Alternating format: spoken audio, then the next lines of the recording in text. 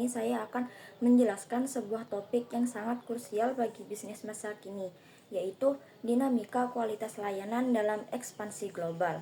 Nah, di sini kita akan melihat bagaimana strategi budaya dan kualitas bersatu untuk menciptakan keunggulan kompetitif di pasar dunia. Langsung masuk pada slide yang pertama, yaitu era ekonomi jasa. Nah, di dunia bisnis sekarang ini telah berubah secara fundamental. Saat ini ekonomi global bukan lagi soal seberapa banyak barang yang bisa diproduksi di pabrik, melainkan soal layanannya. Nah, faktanya itu sektor jasa ini menyumbang lebih dari 71% PDB global. Artinya, kualitas layanan bukan lagi sekedar fungsi pendukung, melainkan mesin utama pertumbuhan ekonomi. Nah, untuk itulah ekspansi global menjadi keharusan bagi perusahaan yang ingin terus bertumbuh dan mendominasi pasar internasional. Slide yang selanjutnya di sini itu ada kesenjangan layanan atau gap model. Namun memperluas layanan ke negara lain itu tidak mudah. Ada risiko kegagalan yang disebut sebagai kesenjangan layanan atau gap model. Nah, di sini ada 4 kesenjangan utama yang sering terjadi. Yang pertama yaitu ada gap pengetahuan. Nah, saat ini itu manajemen tidak benar-benar paham apa yang diinginkan pelanggan lokal. Yang kedua yaitu ada gap standar. Saat ini perusahaan salah menentukan standar kualitas. Terus yang ketiga yaitu ada gap penyampaian, yaitu layanan di lapangan tidak sesuai janji. Terus yang terakhir yaitu ada gap komunikasi. Nah, saat ini iklan kita terlalu manis tapi kenyataannya pahit. Nah, tugas kita adalah menutup celah-celah ini agar kepercayaan pelanggan tetap terjaga. Selanjutnya yaitu ada budaya dan ekspektasi. Kenapa kualitas layanan di tiap negara itu berbeda? Jawabannya adalah budaya.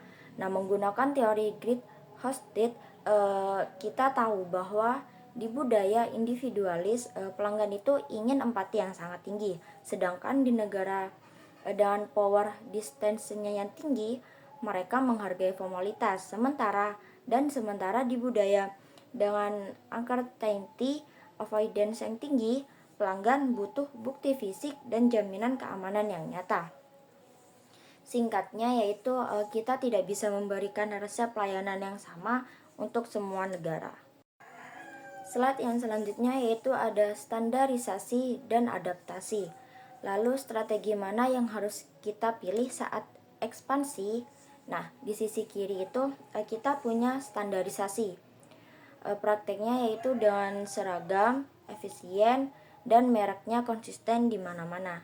Dan di sisi kanan kita juga punya adaptasi, yaitu dengan menyesuaikan segala hal dengan norma lokal agar lebih dicintai warga setempat. Kalau ditanya mana yang terbaik, jawabannya adalah globalisasi. Prinsipnya yaitu think global dan X lokal. Nah, kita punya standar kualitas dunia, tapi kita menyajikannya dengan empati dan cara lokal.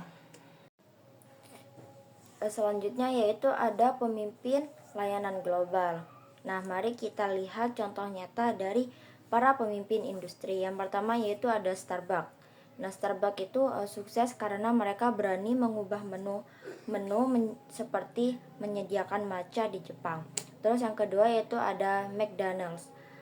McDonald's ini adalah pionir globalisasi dengan menghadirkan Maharaja Mac di India yang bebas daging sapi.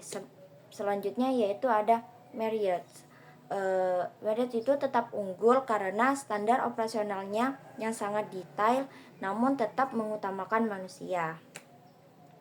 Nah, kedepannya tantangan kita adalah bagaimana menggunakan AI atau kecerdasan buatan untuk memberikan layanan yang lebih personal di seluruh dunia.